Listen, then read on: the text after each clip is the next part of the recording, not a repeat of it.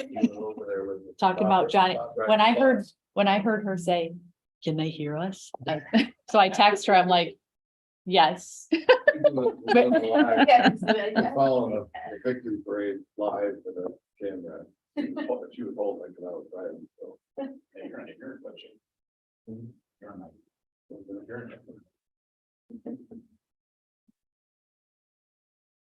Okay, I think we're set.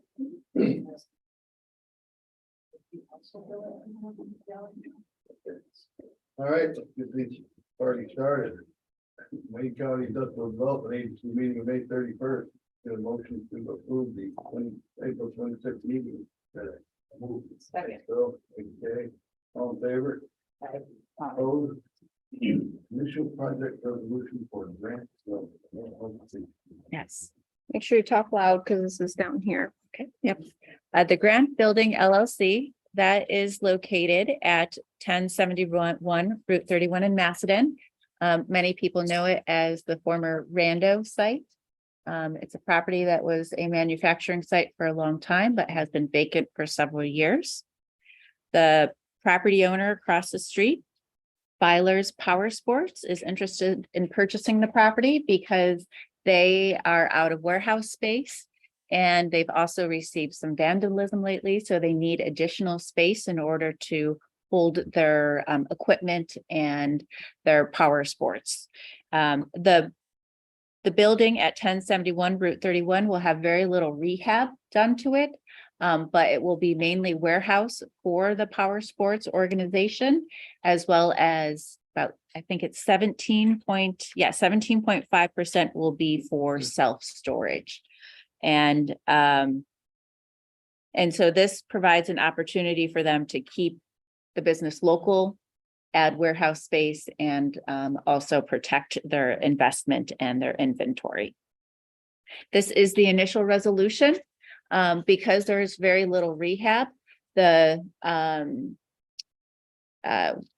do not have to go to the town board for any approvals. They might need to get some permits, but they don't need any special use permits, any zoning changes, any area variances.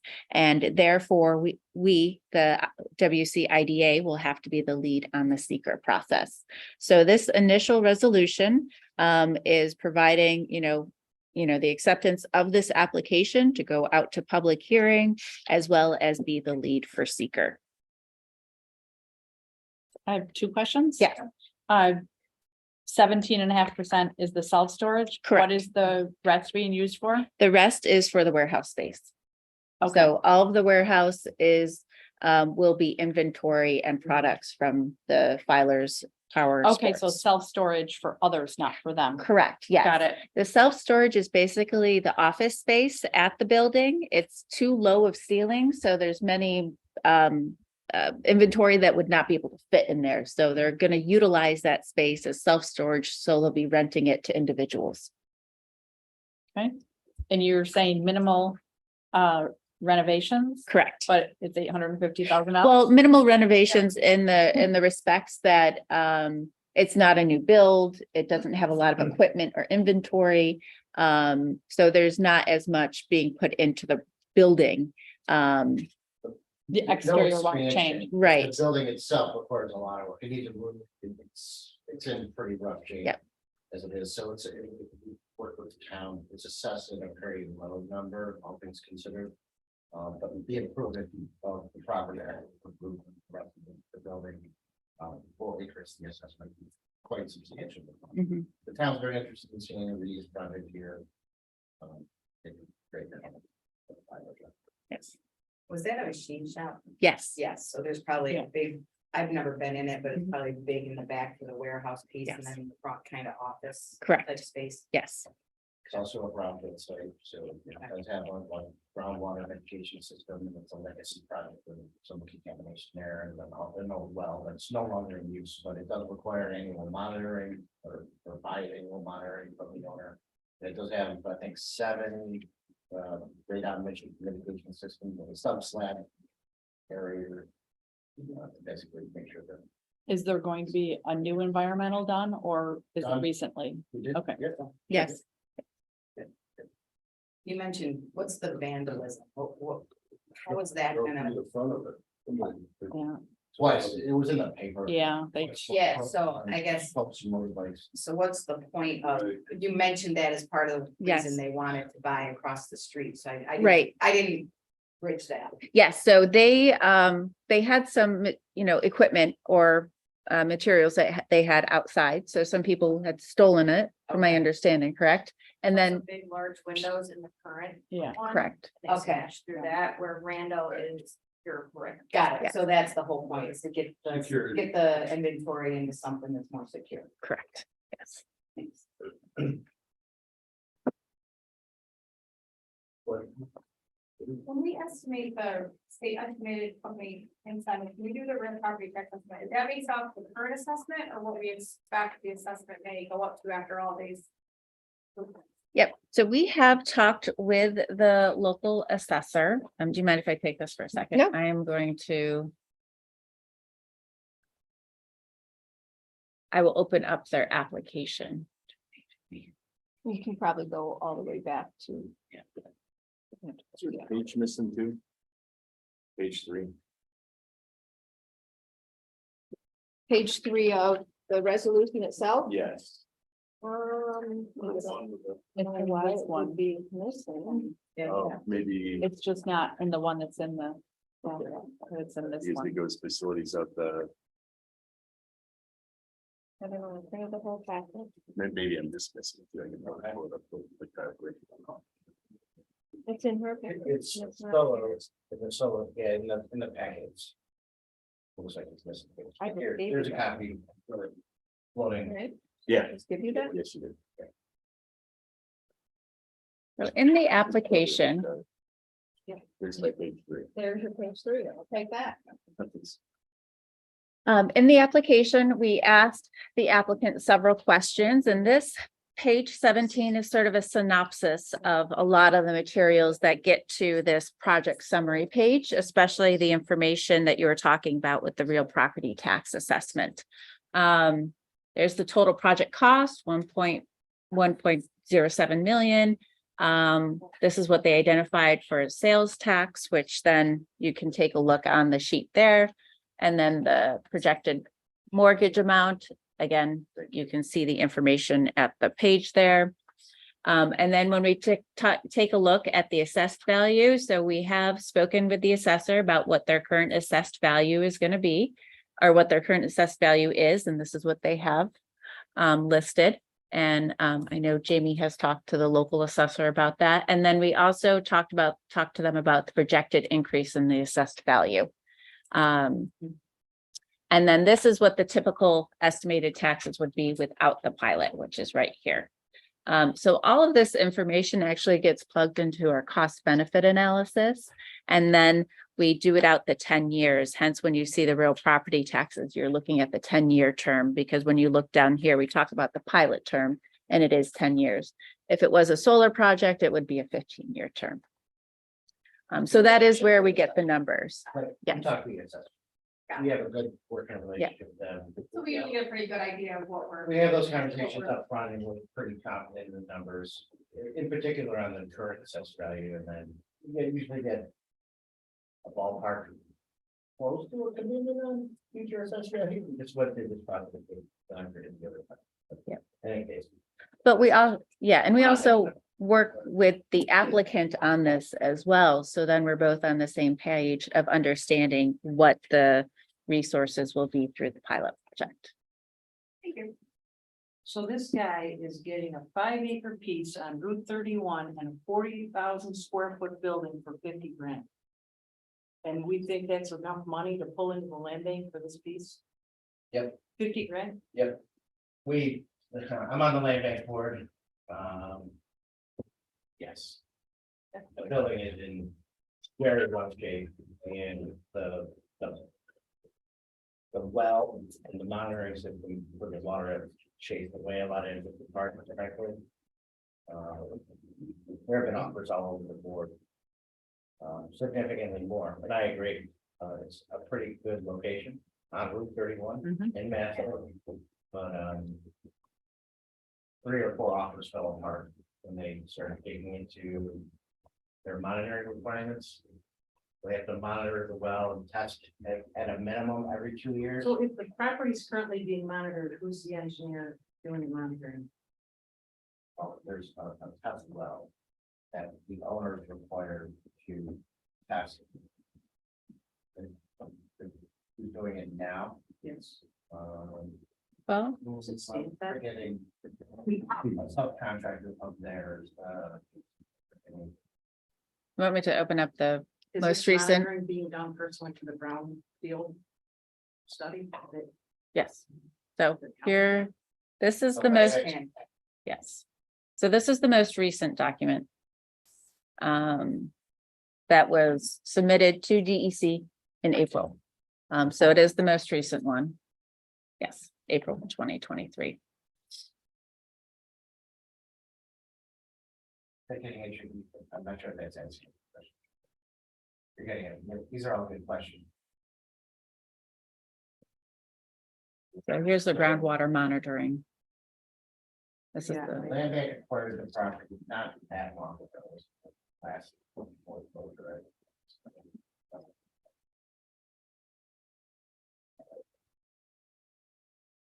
There's been a lot of back and forth with these, requirements.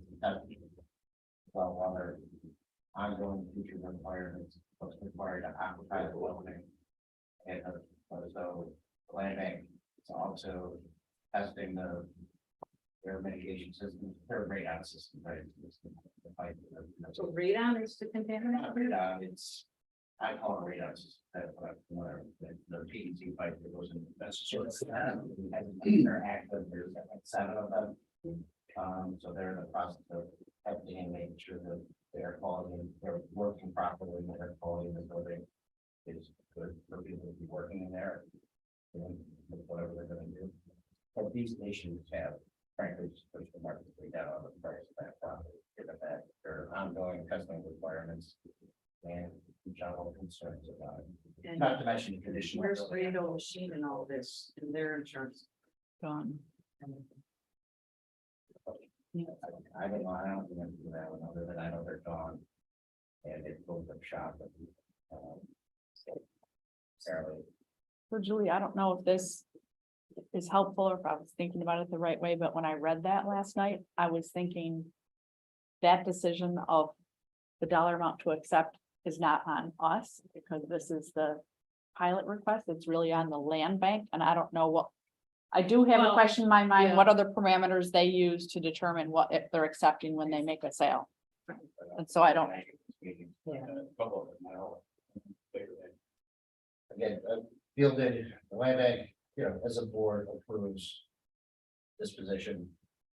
And there have been a number of offers made on that property, all of which except this one, that walked away when they discovered that there was the ongoing testing requirement, and then the general concerns about, I don't know if I want to get involved in this sort of thing. And given those deals have not come to fruition.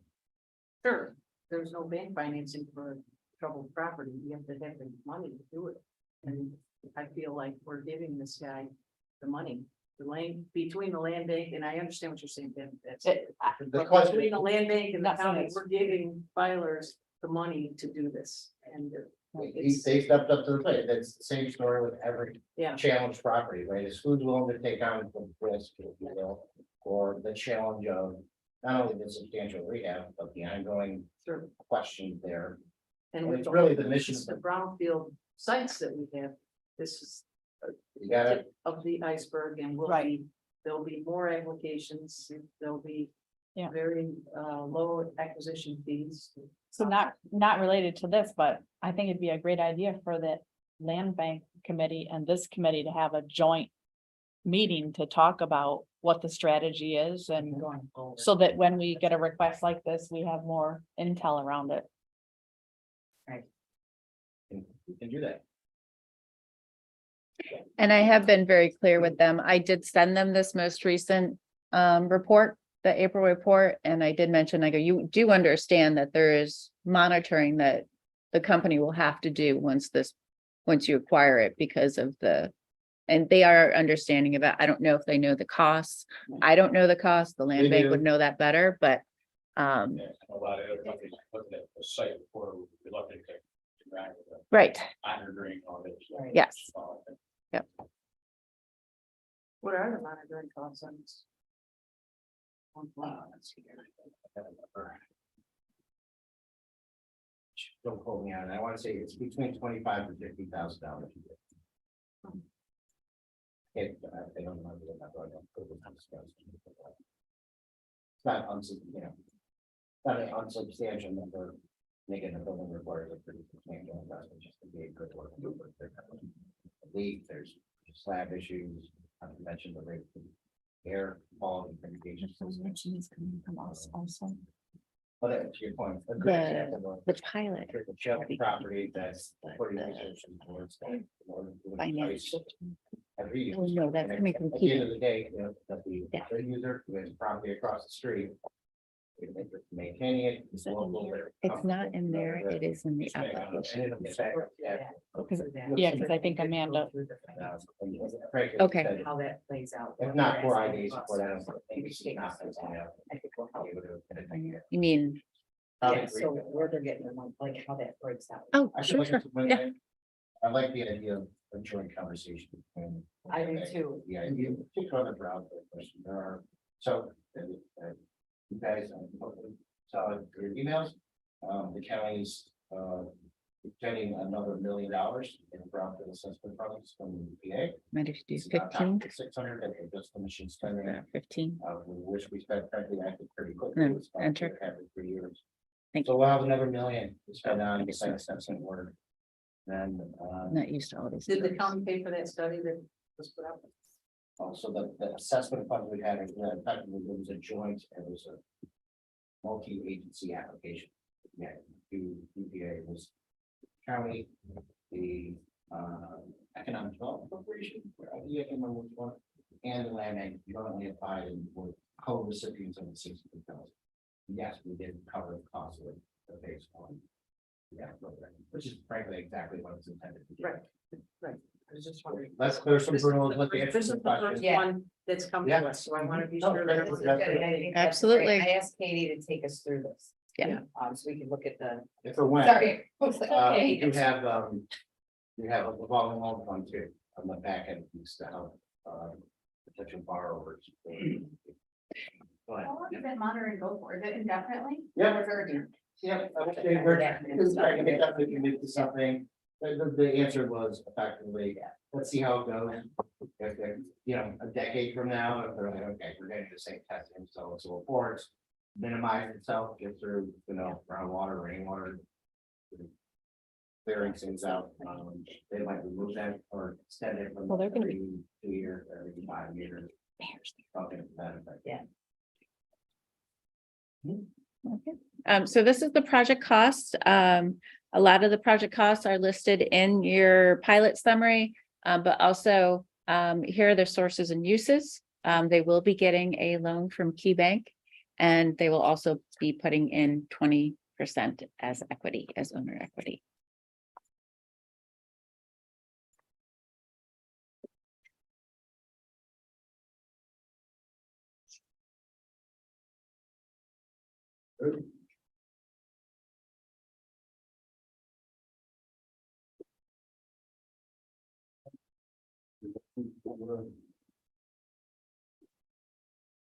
we're all silent. It's, It's a resolution, right? So if we pass this, does it set any kind of precedent before we have that meeting? for the I guess I'm acceptance of kind the of 50. thinking forward to say we have their joint meeting and let's say we come up with a different strategy than this. I'm just asking because I don't want to So there move. there'll be this. 2 resolutions to approve this project. Right? So this is a typical IDA process, initial project resolution. We'll have a public hearing. I don't know if you intend to have that. I thought was a broader discussion because the land bank, the idea. Brownfield strategy stuff. I wouldn't anticipate any different approach being developed out of the conversation. Yeah, I think it's really just the what the responsibility is not on us for whether 50 is appropriate, but that doesn't mean we don't have concern about the entity that is responsible for accepting the 50, which is not on us either, but I think it could set precedents of like that's what the I'm going saying. rate That's for what I- future. That's all I'm saying. I just want to make sure that if we do this, we're eyes wide open.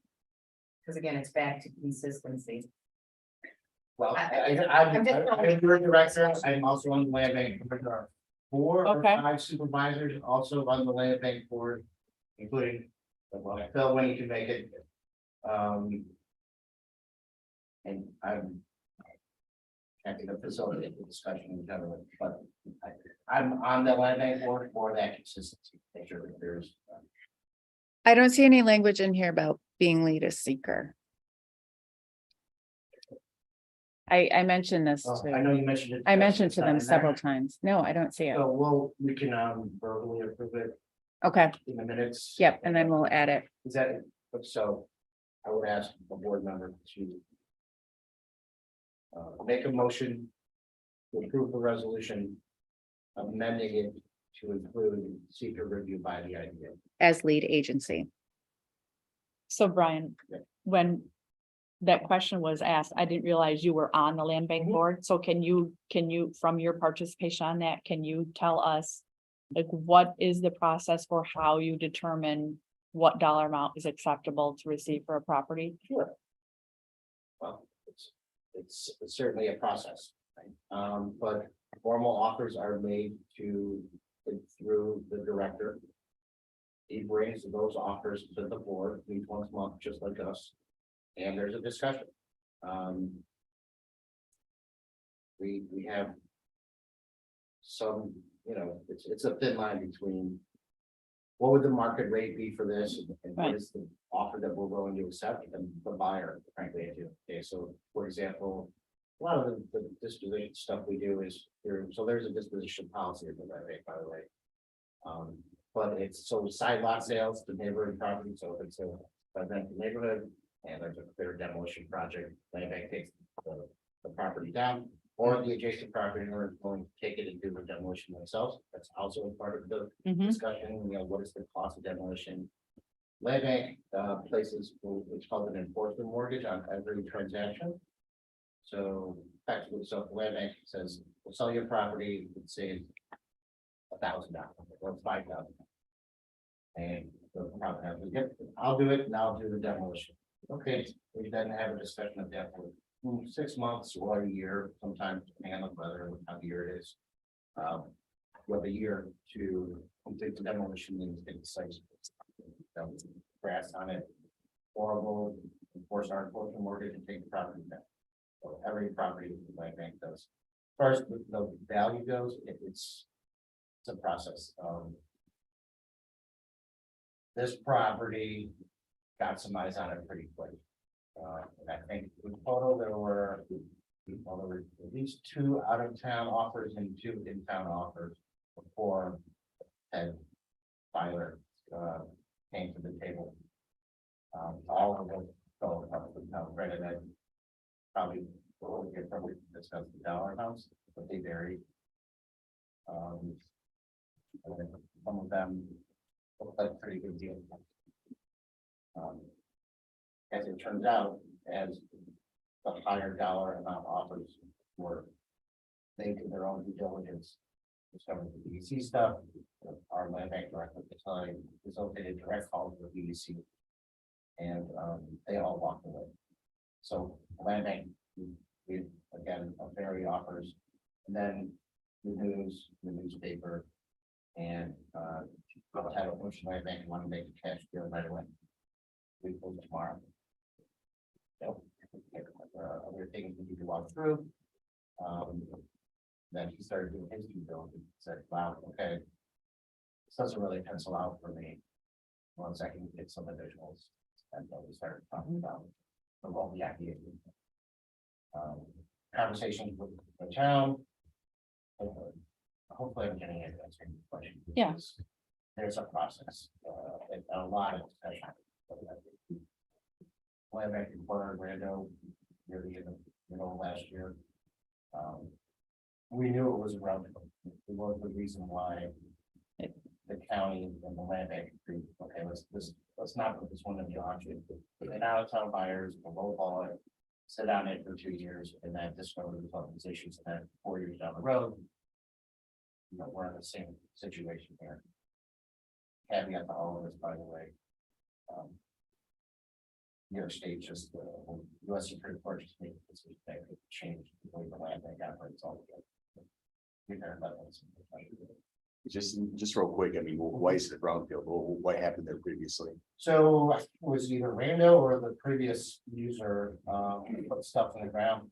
And so the town had a well water system. The water that the town's water supply was a well, and it became contaminated. They have a non-well system now, that's gonna get some water somewhere else. But there it is, in the ground and contaminated, so they put a test, EC put a test well in there, invested quite a bit of money, by the way. Was another part of what they also had is based on the value of the transaction and what money is received from the sale, EC gets made whole to an extent. So almost, very likely we haven't finalized, all of the purchase price that the buyers providing with land bank is gonna go to EC over their expenses. Land bank's effectively not gonna make any money at all on this, maybe it's kind of an unsubstantial number that they invested in there. Putting in the test well, but if, you know, typical brownfield legacy use, only pouring something down in rain and or out of the back door. We have a problem. And with this specific property being 5 acres, is the requirement for the monitoring for all 5 acres? Or is there one portion It's of, just one test well, and it's not, yes, it's not the whole. so the other 4 acres could be marketable? I don't know. I mean, generally, I'm familiar with the site. I don't know. I don't know how marketable it would be. I think the hope is that there are expansion opportunities. Isn't it sort of on a hill too? So a portion of it is on a hill. The back part, there is some vacant space. It's sort of a. Probably depends where it is. No part there. Yeah, If it's road front or if it's out mean, back. Right. Tim, I think You want me to that's a find it really on the good map? point I have because, a map here. You know, you think of a 5 acre piece and whatever your town is, are you able to subdivide that piece? And I've come to find out in the town of Ontario that you can't. They will let you subdivide a piece from the commercial, from the residential, like if you had a commercial building and a house next door and you marketed it and nobody wants, one guy wants the house, one guy wants the commercial building. I'm amazed that they are letting them subdivide it, this particular piece of property. And there isn't nearly 5 acres there, you know? So I think it varies zoning wise from town to town, but it's a great thing for us to think about in the future is subdividing troubled pieces. Yep, and here is the image of 1071. So Thank you. it sounds big, but I mean, it's off Route 31. All the time. I don't know if there's enough room there to subdivide it and have someone build something else, given setback requirements and all the other things. Is the next building up the Empire Bar and Grill? West to It's right up there. down, It's down down there, I think, right? Off the net. It's, okay. Oh, That because parking we're, lot Is. The next one is like let's see, bar. what's the other one there or something? That's- CVS, so we go like McDonald's, CVS, Dunkin' Donuts. And then kitty corner is a plaza where there's a. Advance I- on cards. that just doesn't seem like 5 acres. It doesn't. I agree. I It's a did big make- building now. Yeah, it is. It's 40,000 square feet. I did do a big picture with this map mainly because I wanted to show where he was located as well, where Spilers was located. Right And we across the have, street. yeah. And then there's the big farm right next. Where's the test well? Is it in the back or in the front? So is he gonna do a lot of outdoor storage there too? All of it that he They has do a lot mentioned out was here. inside The storage. test well's back here. Okay, it's back there. Um, Okay. This is done. Oh, That's can I try this one? fine. That's Yeah. fine. Yes. Too. So they're kind of kitty corner. Yeah, they mass it in with a bunch of campers and boats. Is that the point? Plastic on it. Oh, he's got the point. Yes, You got the red pointer. Oh. Just looking for the red pointer. Give me excuses. Okay.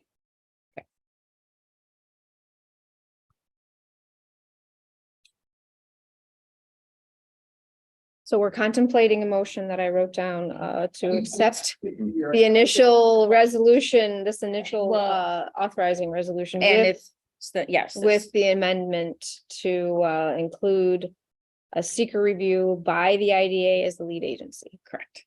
Yes. And, I'm not sure what the Robert's Rules way to do this is, but if I make a motion with that, I would also say somehow recognizing that, you know, if this purchase was being purchased, you know, from somebody else, we wouldn't even be having the discussion we're having. I just feel like we should recognize it's not our place to determine the amount that the land bank receives or is willing to sell for. So for the deal itself, for the pilot, I make a motion with that in mind. However, Deb would like to word that for the record. If that's acceptable. So the same motion with a note that says it's not our place to determine acquisition price. I mean, we're not doing the financing. Never is, by the way. Right. Well, that's my point. It's, That was the premise. I mean, I would say, if you wanna put a closet. You know. No, I like your. well, because if the sentence wasn't in there, where is it relevant to the pilot that they're buying? When you really think about it. That they're buying from the land bank. I mean, if they were buying from Scott Johnson, it would not be relevant to the pilot. Right, because Scott Johnson's an individual person and not funded by tax dollars.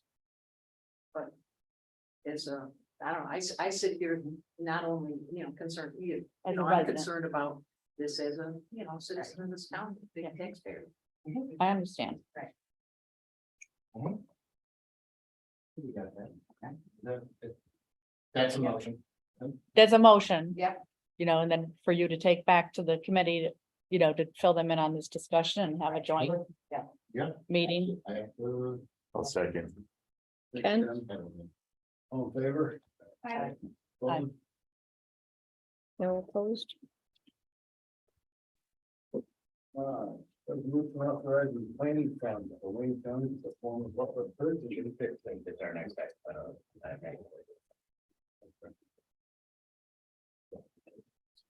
Want this one, Katie? Anyone? Sure. Oh, Yeah, it's open to the public, just like our meetings are, if anyone wants it. June 15th at 1 p.m. we needed the conference room across the William Street there, the great.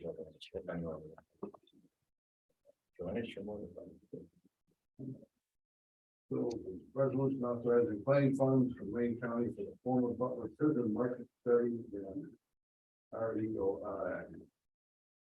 um, The one that we up there. Yes. yes. Wayne County has been speaking with New York State and their Prison Redevelopment Commission on the former Butler Prison Correction Facility. And they have done some tours and investigation of not just this prison, but several other prisons throughout the state to identify future use for them and put it back into the hands of either counties or other entities to put them back into active and productive use. With our discussions with New York State Prison Redevelopment Commission and New York State Empire State Development, in order for the county to potentially acquire the Butler prison and put it back into active and productive use, we have to provide a case of why we want to acquire this property and potential reuse of the property. In order to do that, we have to get some market analysis information and also reach out to the public to see what the potential use may be. And what we discussed with ESD is to do a market study and to do a request for expression of interest, meaning people identifying potential ideas for this site that they would like to acquire and how they would like to do it. We did go, Wayne County went out to RFQ to hire a consultant. We did receive one bid from MRB. And that total is at $67,000. Now, We did receive money from New York State Empire State Development for 30,000. And so we need to provide at least a 50% match. So since it is up to 67,000, we would have to provide the 37,000 match for the market study and request for expression of interest.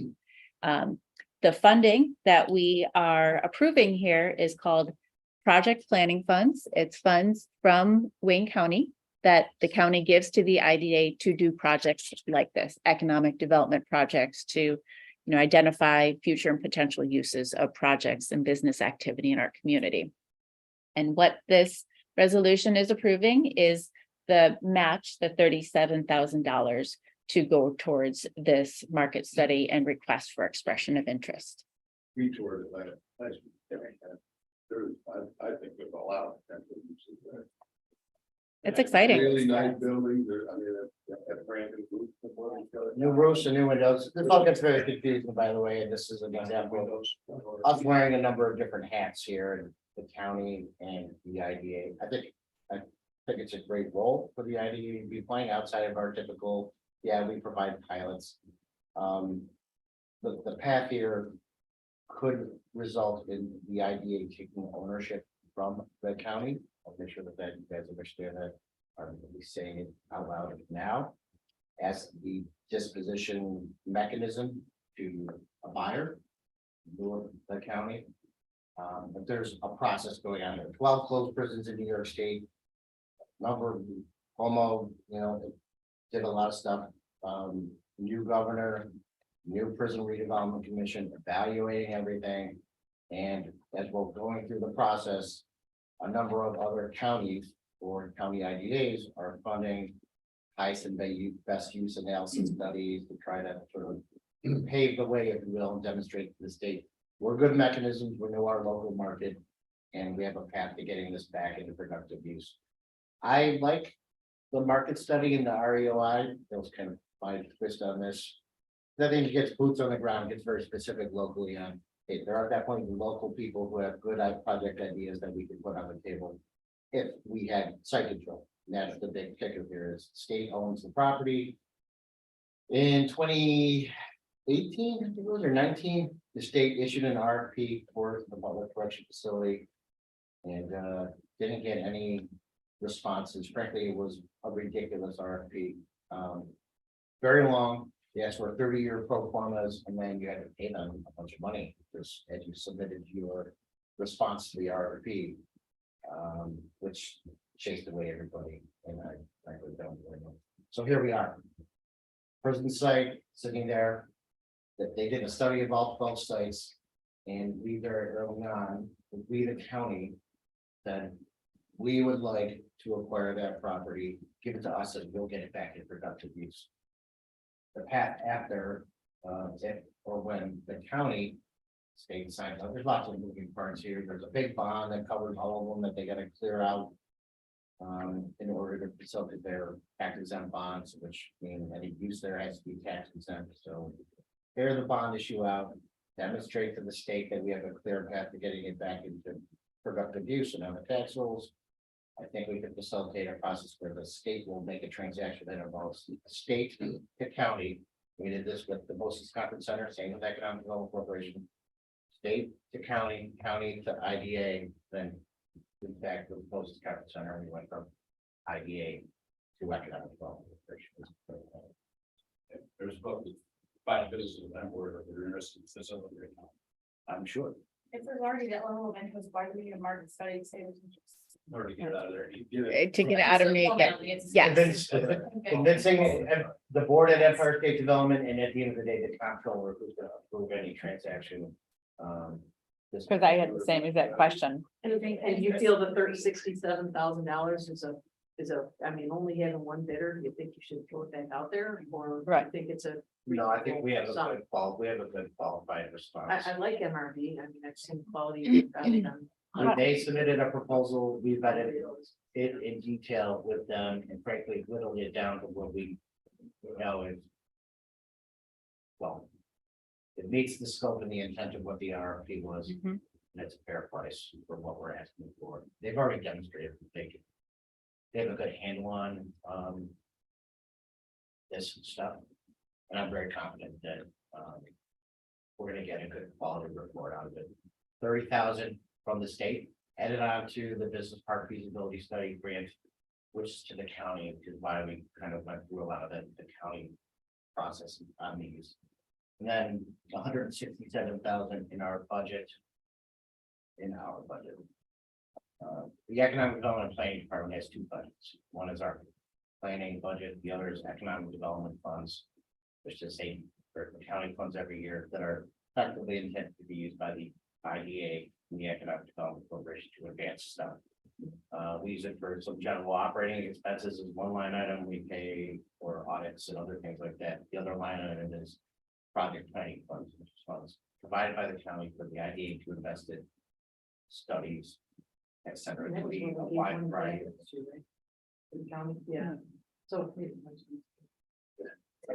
So a couple of years ago, with COVID and the county wise, we had to cut budgets. This was the line item that our department removed, $165,000. Now, again, it's not like revenue that's coming in that we just keep. We use it, and if we don't use it, then we return it. Well, don't confuse the two. So one is operating expenses, we do quarterly draws from the county. It's 50,000. Yeah, 50,000 drawn quarterly from the county. If we draw more than we use, send it back. This one, this 35,000 is approved by this board as a request to the county. I sign off, the chairman signs off, and then the county budget director signs off. And they'll send us a check. We're gonna send it right back to the county because it's gonna be used to provide the matching funds. To complete this analysis, and that contract would be through the county. Sorry, the best path we find to get this done. I know it's Yeah. confusing. So MRV's actually working for town. Correct. Right. They're already. Because your procurement policy here says you have to have 3 estimates.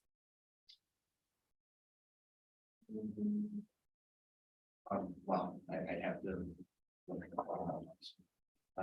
The county's procurement policy. More rigorous than ours. I think it's as rigorous. They're very strict. We have a procurement officer who managed the entire process. It is comfortable with the scope of work, Yes. the contractor. And, in fact, did we get board approval or we do that We're getting board Yeah. approval for MRB in June? in June. I had another note, Julie, on your question about whether should go out to bid for additional contractors, and to Brian's point about the review of the proposal for MRB, and that we are already working with MRB for the business park study. And because there's a potential overlap there and in the potential use of that site, that's another consideration, that because they're already working with this in around the county right now with other properties that are to be used, that might be a good fit.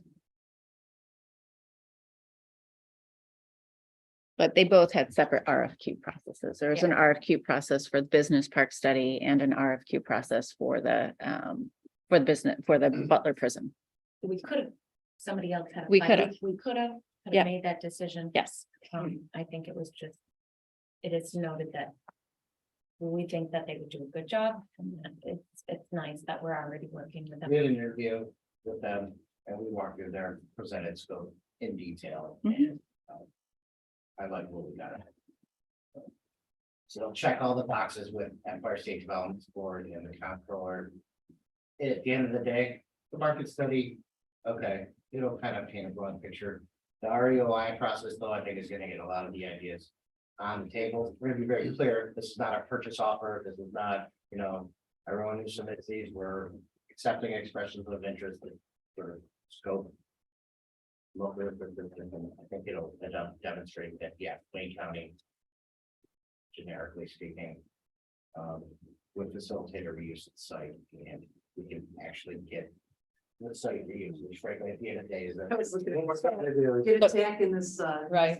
Yes. So the Yes, only, that's right. the risk is that the property won't transfer from the state, that we'll have spent the money and will not We be went part- through this in detail, by the way, at the county board, but yes and no, so.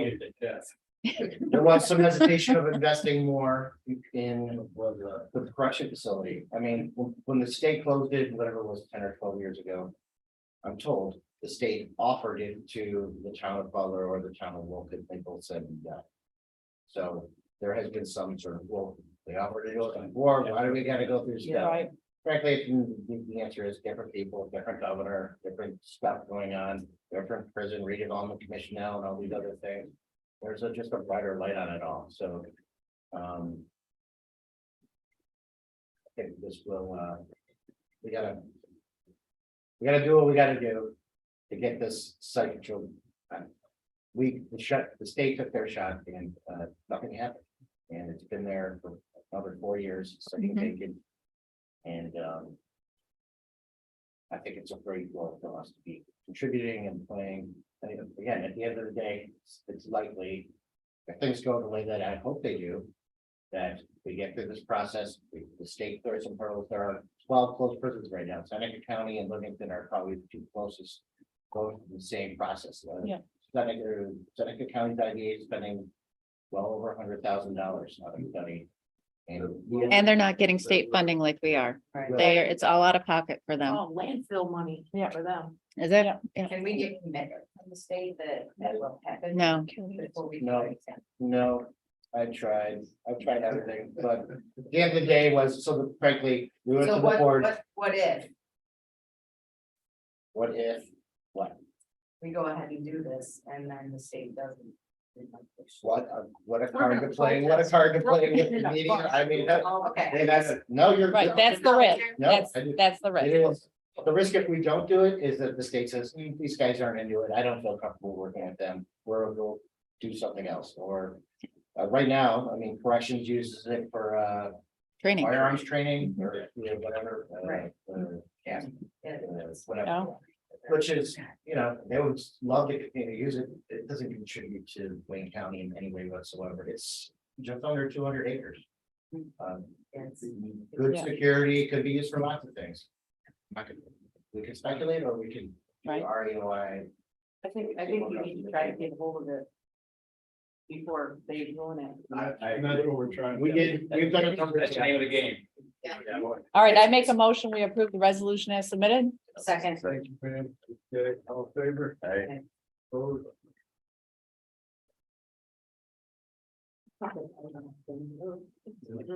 Smart, the one area they told you to stay away from. You're right. Can we go over there? Yes, Monroe County spends a tremendous amount of money to get rid of the lead, the bullets. Yeah. All right, we have a resolution to approve an internal control and finance. Oh, one more. Sorry, that's okay. All right, resolution authorizing planning funds from Kate County for Smart Growth Community Planning and Zoning Grant Program. All right. Same funds we've been discussing. Yes. So the county budgeted line item. This is taking our baby, right? So lots of planning work going on. Farmland protection plan, business park analysis, housing study. We've done two, an initial and an updated Garland property study, and this is a project that I'm hoping would kind of pull these threads together. We'll probably just stop just sort of a county comprehensive plan. The data we can talk about. More of a strategic plan. Comprehensive plans are really local. To me, I mean, they're dependable through the Supreme Court, but it's really on the land use. This is really intended to pull all this information together and provide on the planning side, guidance from municipalities on where's your liking grow. And I think that's a great role for the IDA to be playing. So we're not just haphazardly supporting projects, that there's a strategy, it's local, there's buy-in, it takes into account their elect properties and the brownfield questions and all the other things that we've been working on. So this is authorizing, providing funds to And the county. yeah, and it's great to have all of these focused plans, but the one thing we also want to do with this plan is to make sure that these plans are not caught in their own silos, that then they get brought together. So then they can be one big comprehensive plan so that they can complement each other. different use of. Yes, yes, Overall. a small C, Yes, right? that's right, yes. A Overall. small C, yes, overall. I mean, I just, I took it. Arcadia putting a 6-month moratorium on, solar project approval. Because they're amending their zoning code. So. Thinking about the ongoing process of how municipalities are adopting comp plans and changing zoning code. And again, we're focused, we're about housing and economic development, all these It was things that it was online. Genesee County has a plan that they've been using for a couple of years. That I think it's a great plan. And it helps direct infrastructure investments, which I don't know if you guys are talking about, I know a number of towns are, including Walworth. Where and if you do I extend sewer and Right. water to accommodate new industrial projects, is a big part of what Ariel's is and will be continuing to work on is attraction projects, so we know these are good sites, the infrastructure is in place, we're thinking about and accommodating housing, and this plan can help guide frankly the local decision makers on, and us on how we could enhance pilot benefits for projects that fall within smart growth areas. Genesee County needs to have something similar to that, but in any case, this is drawing 100 out of the budget line item from the county. And the county would apply for another 100 in matching funds through Department of State smart. Yeah, it's a lot. Smart Smart. Community Planning and Zoning Grant Program, which is up, the funding window's open right now. Applications are due at the end of July. And we're told that the state will turn decisions around quicker than usual, which is usually around Christmas. Told they'll make decisions and make announcements in September. And we did apply for this last year. We did not get the funding, but we did do a debriefing with Department of State, and they're very favorable about this application. It's just they didn't have enough funding to support all of the projects that they that applied for last year. So this resolution is to apply for funding. No, It's to approve the funding resources. So to spend $100,000. Yes, Because I was confused on the authorizes the staff to request. mhm. So So that's we from the would- that's- county. That's us. It's just to asking the spend. county, Yeah. we have that 165,000. We want to Right. commit 100 of that 165 to match. And these 37 funds. was just the other one, Correct. Yeah. So we're still under budget. And, right? So how are we spending the 100,000? it would be, well, it would be matching funds to another 100 that we're asking for the grant program. On what? 200,000. Where's the money going? Okay, consulted to help us. Oh, do a- okay. Yeah, So that we're not approving what we're spending it on.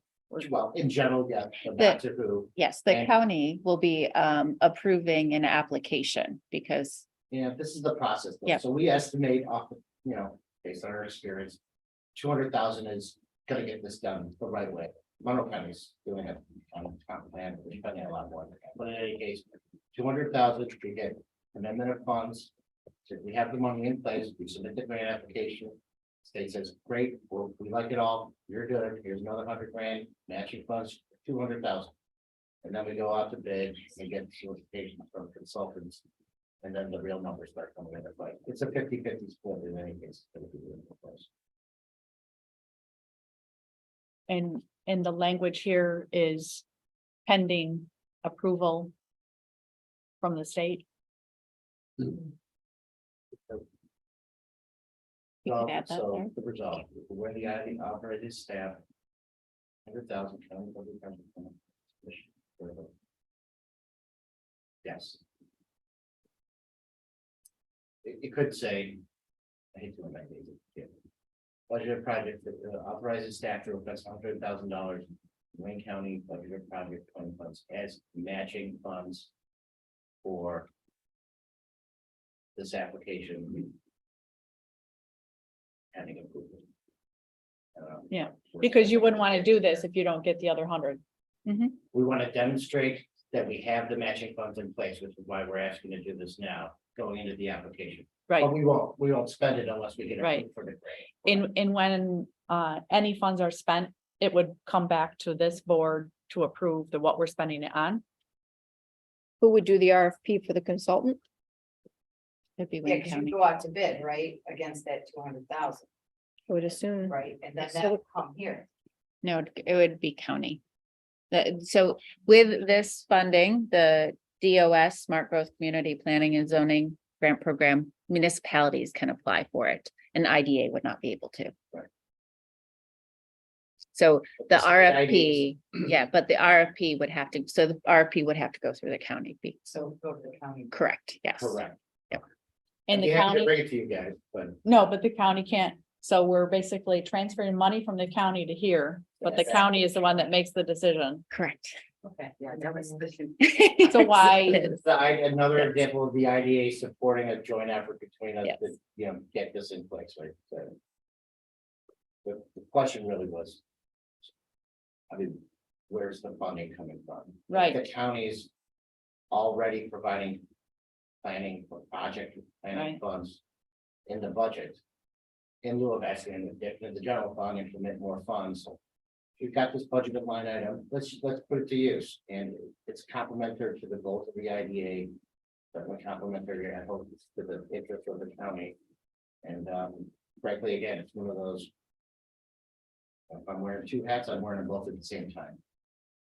Yeah, I don't disagree that the concept is good. We need to be thinking more macro and larger and long-term and futuristic and all of that.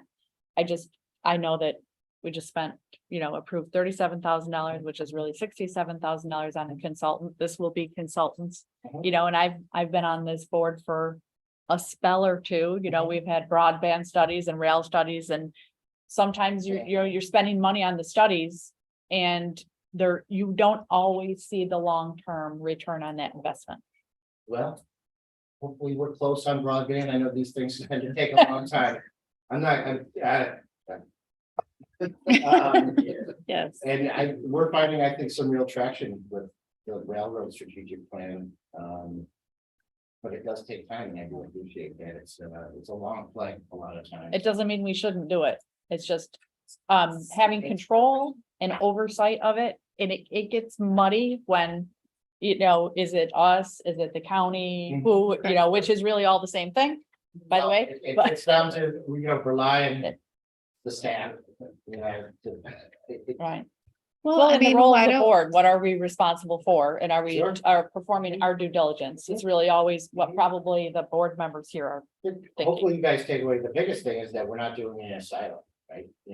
This is in cooperation with them. This is in cooperation with the county and the municipality, but, county is just an outline of a bunch of towns that all work cooperatively. I mean, why don't we list the IDA as partner in this We could. application? I mean, Absolutely. that's, and have a representative of the board on the steering committee. I mean, Smart that's- growth is economic development. Right. In a smart way. Yeah. Not just that, though. I mean, economic development is community, those housing, Right. it's new business. It's attraction. everything. It's absolutely complementary to each other, but I think it makes absolute sense to make sure that. There's a the state partnership, knows yeah. That the county and the IDA are working together. I mean, it makes absolute sense. Right. And the municipality and the county. Yeah.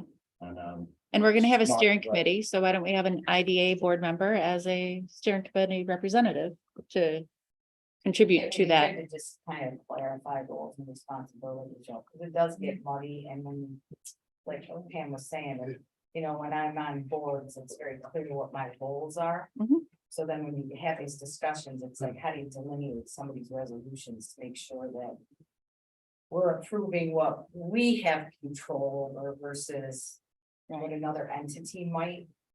I know it sounds, It's it's tough. probably a Look, spider, we are- it's just hard, because when I sign my name on something, I like to know what I'm signing. Mhm. Does that make And this sense? is just asking, And this is just a that's all, transfer it's- of money. We're not Right. spending any money. So, So, yeah, exactly. The IDA supporting the effort, Right. direct effort of the county, but complementary to and. I just think just being more clear about that. yeah, In the resolution or in general. Probably in general to start, as we have these Well- discussions, because I think if we have more and more of these discussions, we're gonna get clogged up again. I'm hoping to be a little bit more smooth with this. yeah, I think having just like Katie's done a great job of having the cover for the pilot. Oh, sure. I think a cover for these resolutions That's fine. explaining Yeah, like what explain. I call the rest of the story, like on Yeah. the last one, there was 30,000 coming from the state, Mhm. but all we saw Yeah. was 37. Oh, you're right. Yeah. So, Good So idea. maybe just that simple, but then at least when we're reading it, we don't get confused till it comes to the table. and the why. Yep. So with that, I make a motion, we approve this with the amendment of if the 100 is awarded from the Mhm. state. Yeah, pending approval of state application. Yeah. I'll second. I've been looking at 37 pages of the Rochester Economic Development Council's awarded grants and, you know, certain counties, It's regional. certain counties are getting, you know, I mean, this is the bulk of all the different agencies. It's Right. Very interesting how they put it all together on this list, but, you know, I'm seeing the two Yeah, I know. Yeah. compared with. We just talked about that this morning, so the Regional Economic Development Council. Meets a lot more regularly when it's in CFA season or. Grant award windows, but then. Is that the council where that guy Vinny is the director now? He used to be, right? Yeah, Vinny Esposito was, so. Empire State Development divides the state into 10 regions. We are in the Finger Lakes region, it's 9 counties. Vinny Esposito was the regional director of the 10, and the regional director of ours. Yeah. For a long time. Vinny is now the director of all of the regional offices. And so there's a new Laura Fox, Sullivan is her name, she's been the regional director of the Finger Lakes region. Along with Bridget. Some other, Bridget manages the REDC stuff for the region. Every county. Typically either the board chair or the county executive has a seat on the Regional Economic Development Council. Mostly it's ex officio, but they're part of that group that meets, so. This application was. Is it you that sits on the board? Or- Well- Phil, Oh, it's Phil, okay. Phil's very busy, so we talked about maybe helping Phil, I might help fill those shoes if the state approves that. This application, all of the regional applications that go, it's the big kiddie pool here, it's the list that you're reading. Are scored locally and recommended to the state via this data large group. And this helps us organize better, or having a strategic plan helps us organize better to apply for. Correct. Yes. What project are we supporting at Exactly. What initiatives are we starting at the Economic Development Yeah. Corporation? Yeah. Where local companies are building infrastructure to accommodate new attraction projects or new housing projects or both, as it is at the end of the day. Or where aren't they, right? You know, where are we interested in protecting farmland? We want a farmland protection plan now, we're doing a comprehensive housing study, we're doing a business park analysis. Kind of helps pull all this stuff together, aggregate information, and then help make recommendations, frankly, at the end of the day. The key holders, who are the land use control boards, you know, the town boards, zoning board, appeals, planning boards. Who are saying, build here, don't build here, build a house here, build industrial sites here. Who are extending or creating water districts or extending infrastructure or sewer districts. So it's Who, complementary, hopefully help to everybody, maybe even slightly different way. who will have the overall accountability for administering the strategic plan? Towns or villages in town, but in my opinion. Oh, you meaning this plan? Yeah, From a land use perspective, local. land No, use. she's meaning this plan, Oh, we. the Planning and Economic Development Department. sorry. Yes, okay. yes, yes. Yeah. We're still after we write. This is so funny, because it's like you had us and then you lost us right there. I did, I got it. By yourself. At the end of the day, right, I mean, but we don't, I'm mindful, we're not making and writing plans just to make and write plans. You know, this is intended to be useful after it's done and how it helps inform our boards and. We like this project a lot because it's in a smart growth area, we're interested in current or helping municipality decide. Stuff. Bill, is the county considering consolidation or streamlining some of these multiple boards to not have this overlap and confusion in the roles and responsibility of each? Basically, that's what it is. I mean, I mean, where is? It seems to be Town coming boards. up a lot today. Mhm. There's the, we're required, the IDA is separate and aside from the county. So the law says, the Right. IDA is the IDA, has its own board of directors. County definitely does. And then the Economic Development Corporation also a separate entity, mindful that, you know, We're all we're the all same people. right, so there's consistency between those two agencies. I guess, you know, at the end of the day, the county decided to staff the IDA with county employees. I think it's a good idea, right? And hopefully or Katie and I are the bridge between county interests and goals. I report to Scott Sheriff's, the Economic Development and Planning Committee. It's also on this board as the chairman as that role, so well, between Scott and I in particular. Committee over there, board meetings over here, and there's consistency between what we're discussing there. It does get confusing. I can only imagine. If they're separate, let's think about that. Right. About if the IDA is doing their thing, there's, you know, the IDA board, they're off doing whatever. And there's the county board, and they're like, man, wish the IDA would do something different, but we don't need. Yeah, to. no, It's- right. they can just do whatever they want. About half the IDAs in New York operate that way. They do. They're separate from their county. On themselves.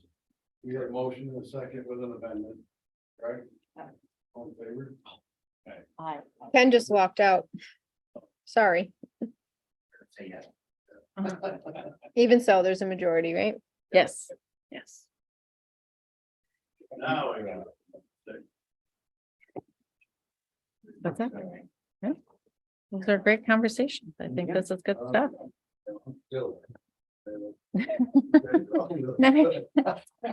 I never stop, right?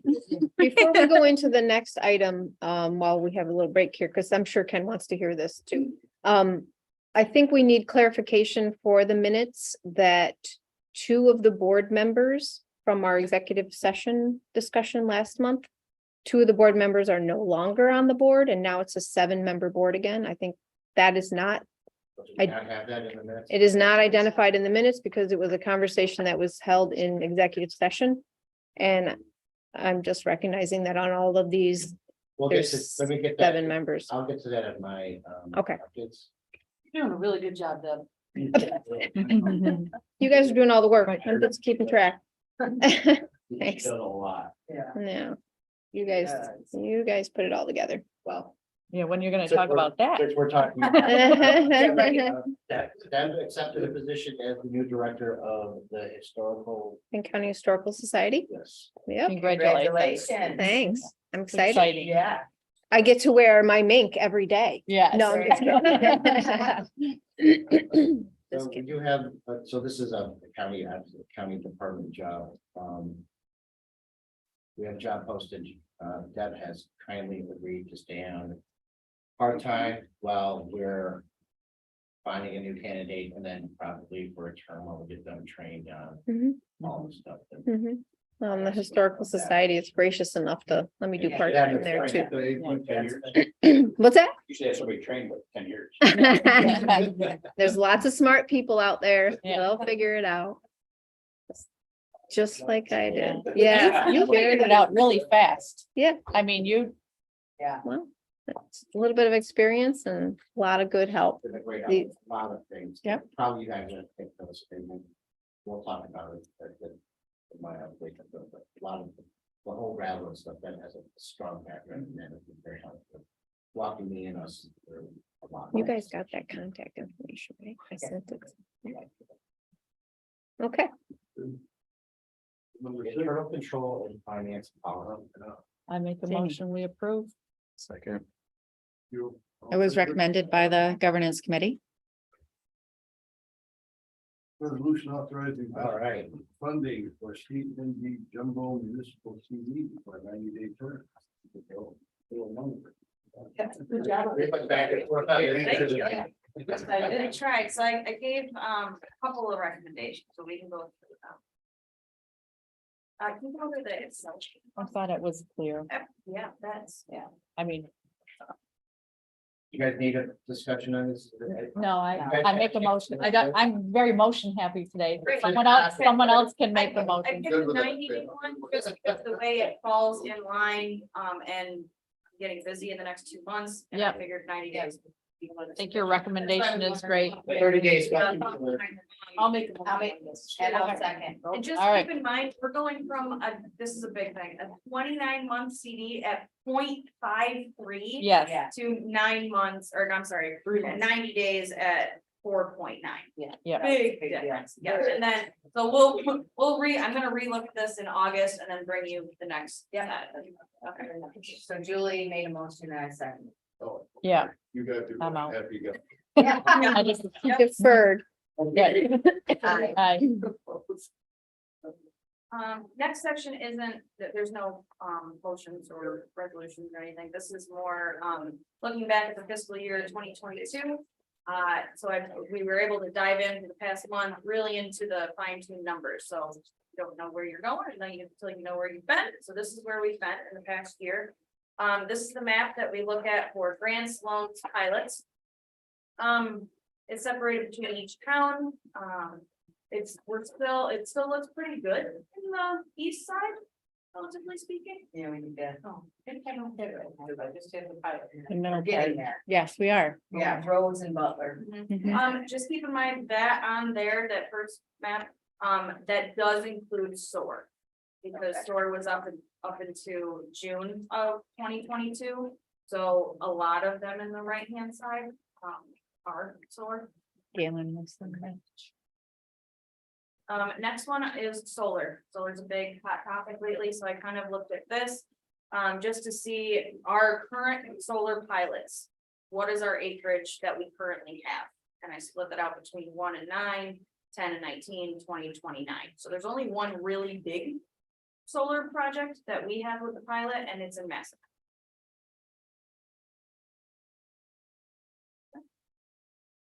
Next one, this is the pilot analysis report. For 2022, there's 41 pilots. The new pilot projects that began last year was 5, and then we also had 5 that matured or completed. So with this, Yeah, that's one right here. Yeah.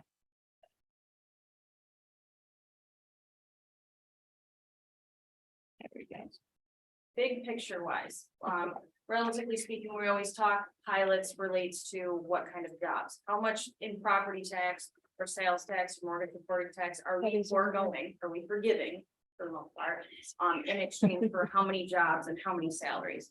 So this past 2022, we foregone 2.6 million in property tax, sales tax, mortgage recording tax in exchange for 2,794 jobs in blue. And then down below in green. Where's the blue? That's right there. Blue in the Down middle. below. No, Middle. yeah, jump right in. Down. Yeah, middle. Right there. The Yeah, jobs. is in there we blue, go. yeah.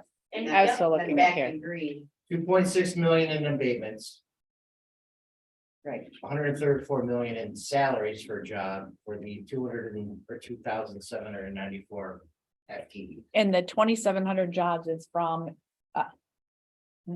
it's what they've told us, or it's, correct, yep, It's- retained and created, Yeah. that's the total. That's what they told us. Yep, and then I broke it out separately in the next couple of ones. yeah, But big picture wise, so we gave up 2.6 in taxes. We helped create and retain 134 million in salaries, Yeah. right? Yeah. Yeah. It's kind of something we just recently started really diving into, Yeah, so it I takes, like that. takes. it's a great way to lot. think about it, and Yes, it's, I think it would be helpful, maybe a press release or something to promote why we do a pilot like we just did a few moments ago. Because Next people do ask, why are you, saying that this company doesn't need to pay taxes for X, Y, and Z? This is really good data. Looking at the number of projects throughout fiscal years, the past 10, our number of projects have been decreased. So like we were at 50 in 2012, but now in 2022, we were at 41. So it has been a slow decrease. However, there's been an increased trend in higher value pilots. So we're doing less number of pilots, but we're doing more capability of the projects. So on this slide, Jamie, I was wondering, for, the revenue. Let's take the, I guess it's green on this one. Yep. Grim. That is how many millions in revenue? Like where? So the key on the left is up to 6 million. Correct. Yep. Green. So for 2022, it was around 2 million taken in. In revenue. That's, yep, so that's pilot revenue, so we bill out pilots and then we separate them to the taxing jurisdictions. That's also the host community benefit for solar. Okay, so it's not additional revenue. It's passed through back to where it would have gone in the first place. Yeah. So that's that, it's what the pilot, it's what we're, Correct. it's the same amount as what we're Yes. giving up, we're calling revenue. Yep.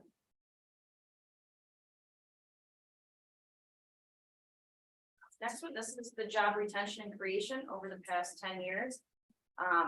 You can see it kind of really went up in 2018 and then kind of simmered back down right around 2021, 2022. So here, I'm sorry, just go back up one more time for me. So this is the retain for 2022, we retained from, so relating to when the project began. Now, this might have been last year, this might have been 7 years ago. Whenever that project began is that retained number. Okay, is 2,078 jobs. And this past year, 716 were also created. This is a topic of discussion, by the way, retained jobs.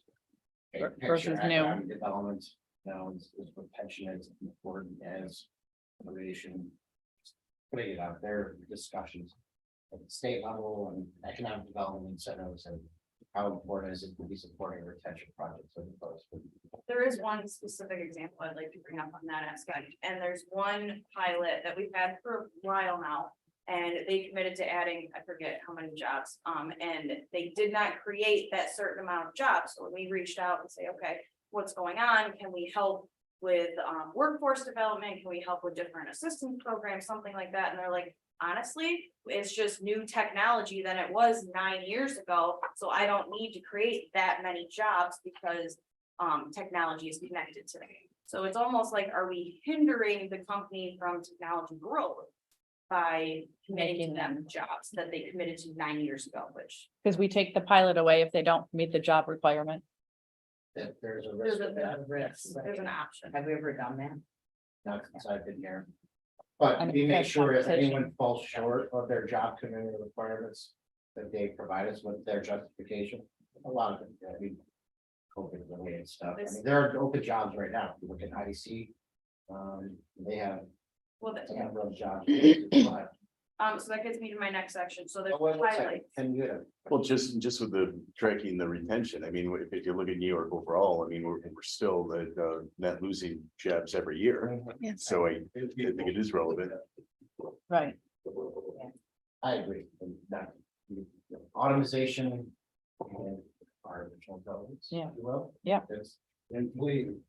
Right. It's Well- changing the nature of work and I think there'll still be jobs. There'll be different jobs. There's gonna be different. To- But Well, that's and where I think your housing initiative is so important because if Yeah. you're gonna be creating jobs, people have to have a place to live and. oh, and the broadband and the and water I too. think that's really Yeah.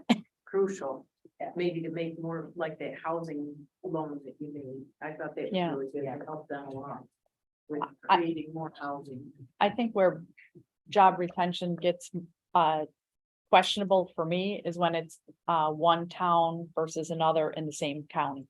Can't do it. Right. That's the law, right? Right. Not only that, but county to county.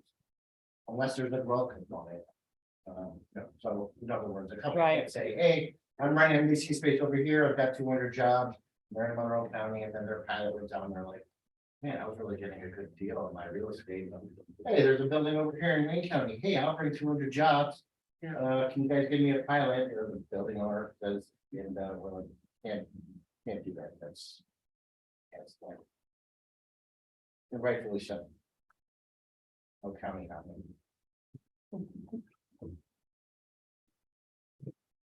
But I will say, well, one, I appreciate putting out all the analysis. Two, we were just at a conference and, the consulting firm did a statewide analysis of the benefits and the advantages of the IDAs, including stuff in information recently. One, I don't have the number in front of me, I don't recall it exactly, but per job abatement in Wayne County is a lot better than, without a doubt, way better than the state average, and a lot of better than a lot of our peers. So what we're abating in value, we're getting more than in return on the job creation. So I think the slide with the number of projects down was the one that I appreciate the analysis you did, Jamie. I think it's very helpful. It helps us see how we're meeting our mission of the IDA. But this needs to be on our radar too, as it's on all of yours, but from a oversight. Because that's what we're here for. Your point is why I shifted the job and career against now. It's retention is what I'm focused, but that's another reason why I have to do these smartly. We'll do it the right way. And there's to the solar discussion, we're having interest in balance and well character, farmland protection and job growth. Ugly. Operation growth. Development. Kim, what's this stuff? Oh, we have more? Well, yeah, I'd just like to finish the one off. So this section here, it's not in the packet, but the next sections on this report is kind of where each pilot is broken out into. So these are like the job highlights. Max Pro, absolutely incredible. I went there and I did a visit up there, and you know, they committed to adding, I think it was 50 jobs or something like that. They've already well surpassed that within 6 months. So like, these are like the highlight ones of this. The next section down is, these are the ones, you know, we monitor everybody. That you just go down. Or maybe I'm sorry. No, that's okay. Next one, these are consistently performing. They've done really well during COVID. Everything's doing good relating to the FTEs, the creation and the retention. And then the bottom one are the ones that are really like fluctuating. So not only do we look at what they've created, what they retained, what they committed to, but we're also seeing, okay, have you recovered from COVID? Did you take 100 employees down in 1 year? What's going on? So we go out and we actually, what we can do is there different workforce programs that we can help with. So we are taking a big deep dive into every single pilot. This is why this report takes a little while to get to. So I know it's 2022 and we're already well into 2023.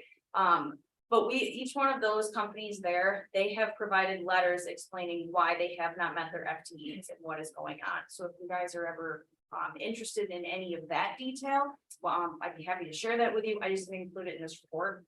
But that is something we are monitoring very closely. So that is something that we should be in discussion about though, like what is the trigger for when we want to take the pilot away, or would that come as a recommendation from you? But this is intended to start that conversation. If you guys want to take a deeper dive, Yeah, because we've never really seen this data before. It's wonderful. they have, yeah, well, Silver Hill, that's what is called creation technologies for it. I assume. It is notated up there on it. Yeah. So they're in pilot year 3. Normally, it's either 3 to 5 years is when they commit to creating these jobs by. Okay. Silver Hill, IEC, Creation, they all kind of did this switch in pilot year 2. So there's kind of a transition point along with that. They did fall below their creation commitment by 261 jobs. They did see a decrease by 121 from 21 to 22. So we did reach out again. We do have a letter for that. We are going there in person to talk with the new staff and see what is occurring and how we can help. But for this, I mean, by pilot year 3, if we're gonna look at this next year, would be my assumption and be like, okay, are you back in business? Have you gotten over that hurdle? Yeah, kind of where that fell. A lot of things. Probably part of the I think it's an important conversation to have. Yeah. You know, just to let them know that we're they're paying attention. Well, Okay, it- no, it- this is Jessica, One of that's the the questions I we're would have is considering. why? I mean, is it because there's not available labor? Because that's a significant difference than just. Exactly. Yeah. They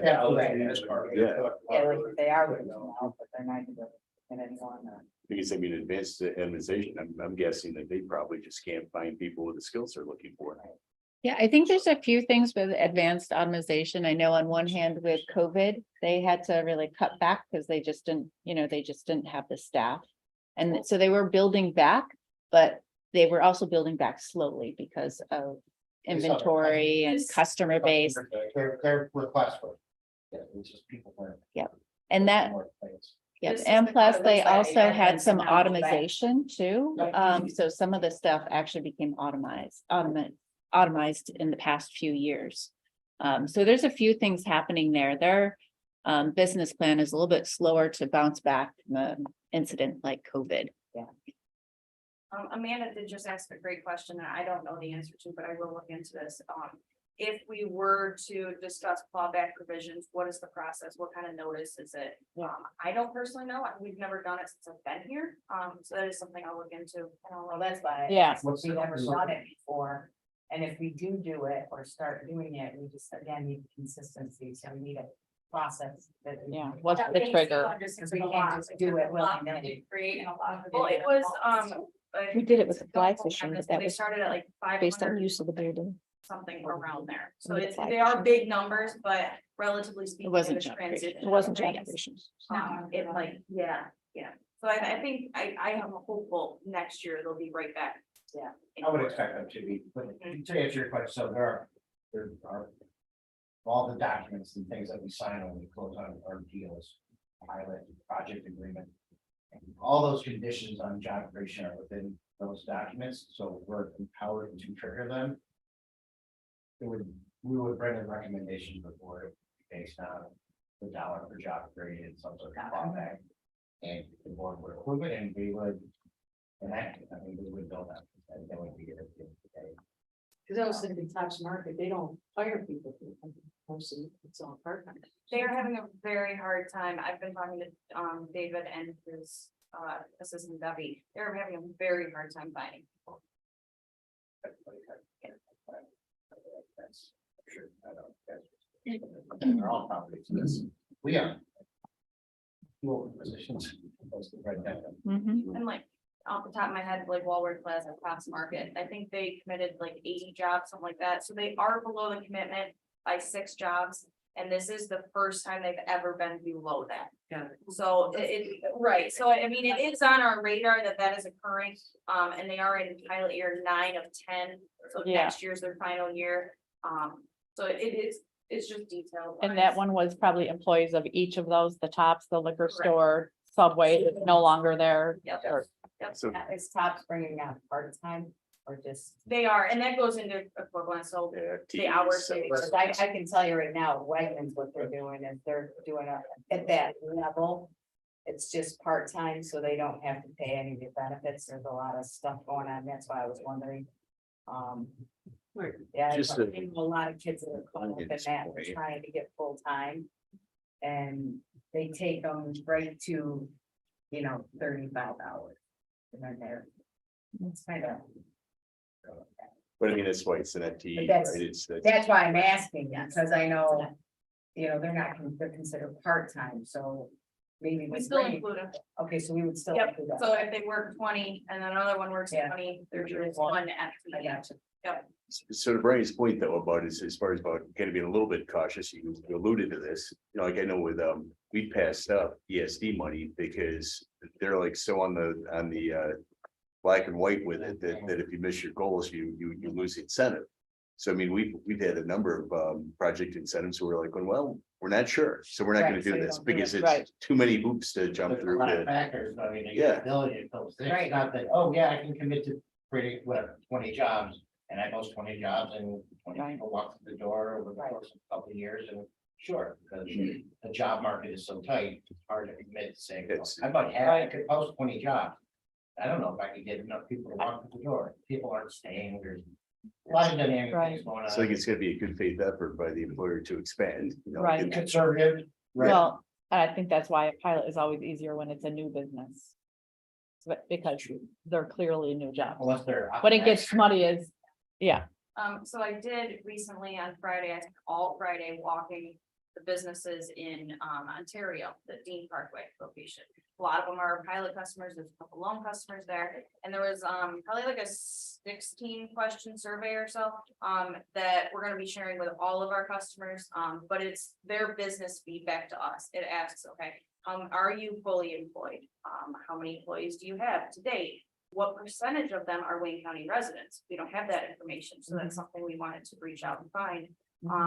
What kind of programs are you currently utilizing in the county? What ones can you not find?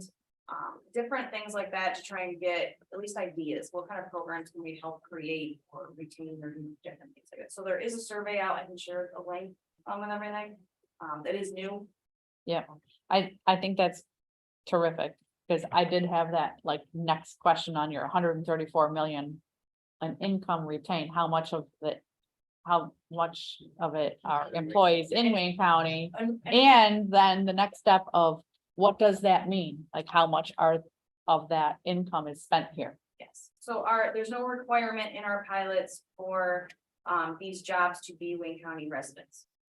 But with surveys like this, I have really good connection with their annual reporting that I can send them the survey on an annual basis, updated as needed. But I can get at least a chunk of that information, yeah, to take a look at it. Since they're right on the border, Right. that's relevant. Next page brings us back. See them pull out of there, they're all going west.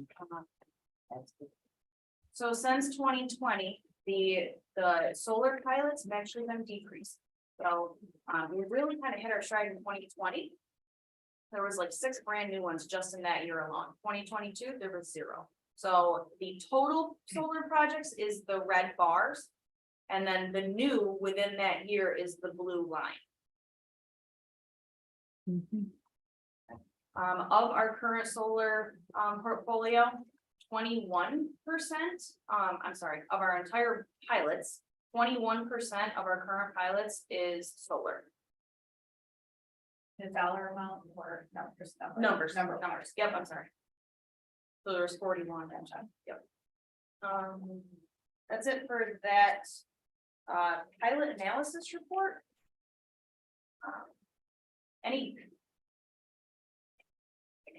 We took a dive into this and be like, because this is kind of a new report, didn't know what kind of information you guys wanted. If you want something extra, let us know and we can add that in next year. The only thing I can think of off the top of my head is the town and where that business is located. But, you know, and That's the map. you're right, but the map doesn't have what the name, so on your list where it speaks about the company, I mean, certain ones you just know, like Garlock is Palmyra, but Right. the others, as you learn the county, you all know, but we probably Right. don't all know. Truth be told, this map was a little tough for me this year. Normally I have assistance with GIS and we didn't have that this month. So that was me learning Where they all are. very quickly. See it there? Yeah, that Yeah. was tough. So the next one is account balances. For the IDA, again, it's relatively the same, but you're gonna see that CD, so it matures on the 31st. Those are the funds that are going to be rolled back into, plus part of the savings, 100,000 of the savings. So we're gonna use all of the CD, a good chunk of that savings for a 200,000 CD. And quickly, we did. Yeah. And We're adding funds to the city, so it's not gonna Yes. be whatever, okay. And we're gonna relook at this in August.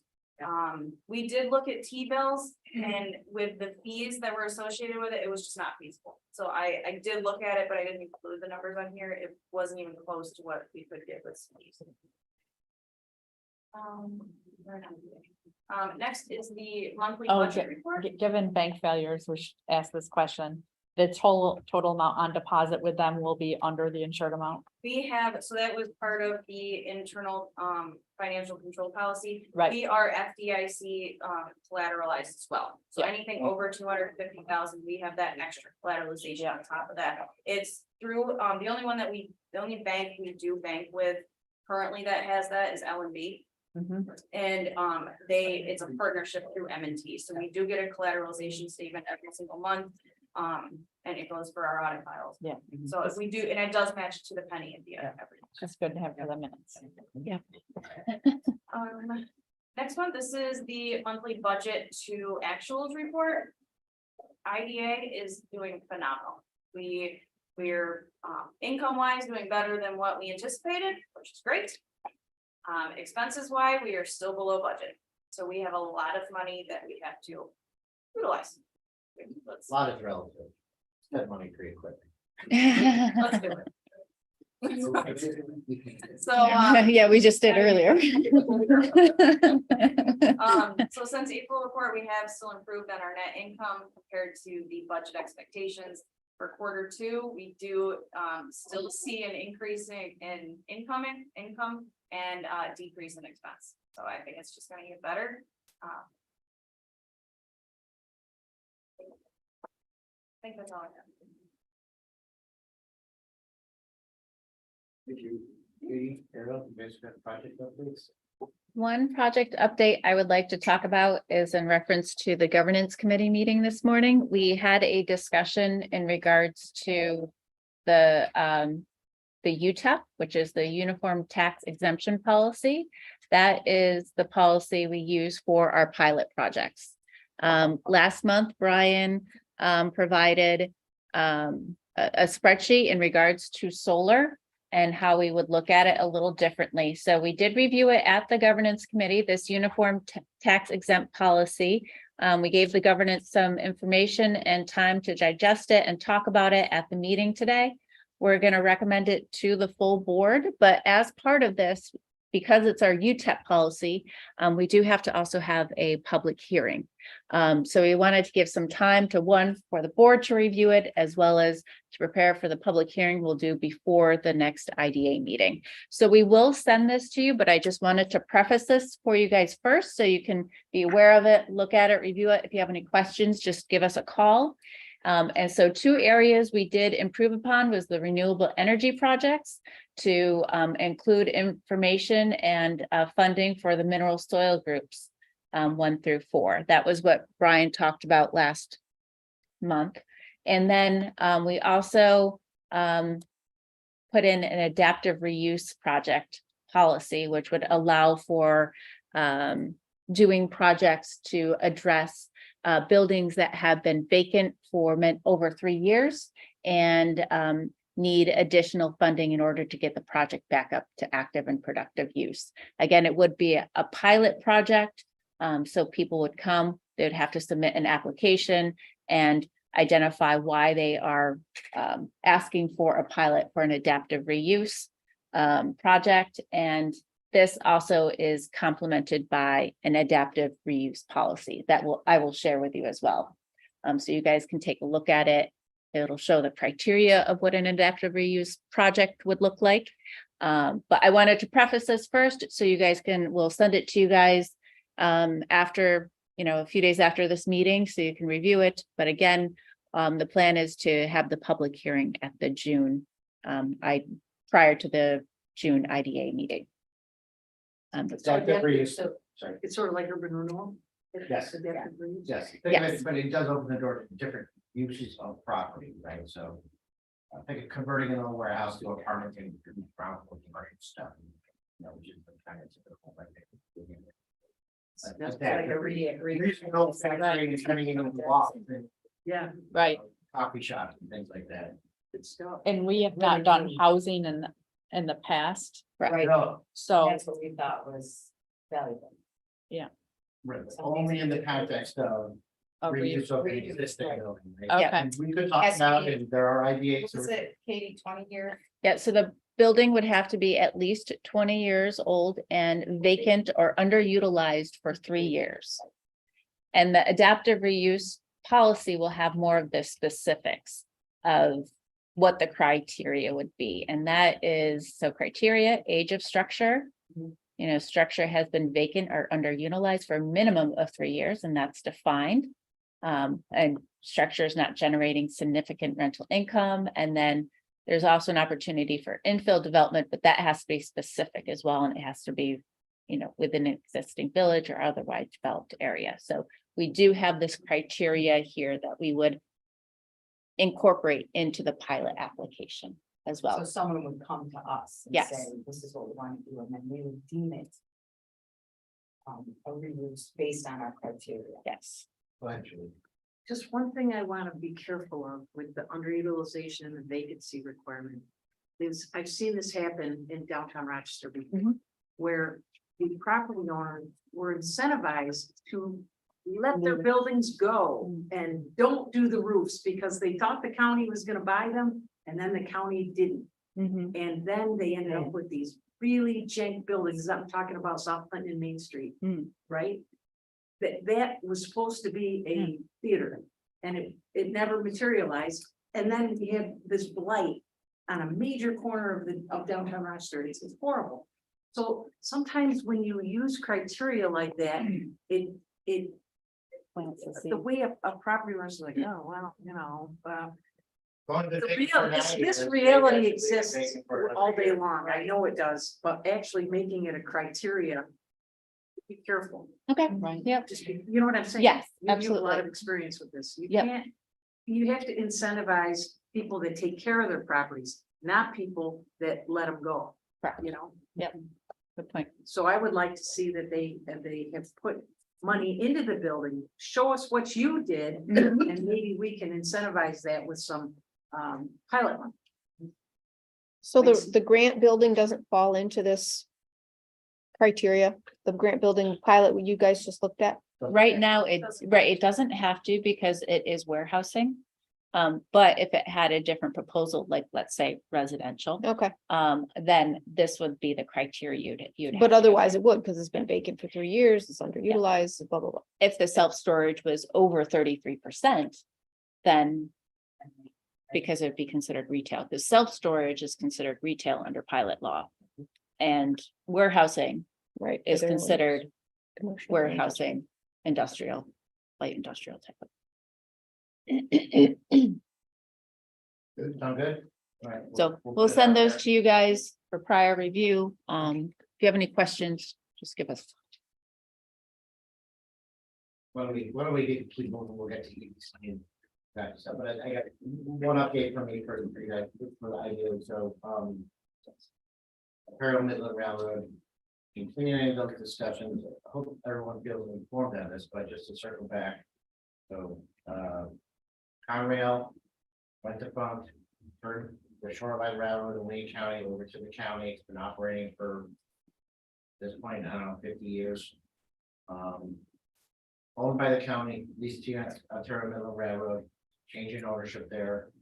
Questions came up, they operate 2 other shorelines in New York and another one in Pennsylvania, I think, but, some questions came up regarding sales tax, and then, of course, I have to take the dive and turn over the stones, and as it turns out, county was conveying sales tax, and it started to look at how other short lines are operating under publicly owned agreements in New York, in Stu Ben. Steuben County, same operators, by the way. It seems appropriate. I think the railroad would agree, and I wonder if you guys do too, that the IPA be the owner of that asset in the county. There's an operating that we've ever found a home in the county. Generally speaking, someone should be auditing financials on an annual basis. Someone should be tracking the movement of hazardous materials on an annual basis.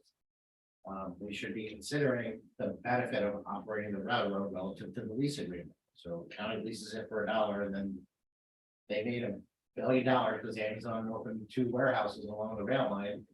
Well, okay, I don't know, what does that mean as far as the benefit to the owner of said asset? The county probably couldn't even get into a situation like that. It's taxpayer funds and gifts and all sorts of other stuff. But the IDA could monitor annual financial reports. And there's a precedent about when they reach a certain threshold of revenue, like energy expenses, that a portion of that revenue goes to the owner of said asset.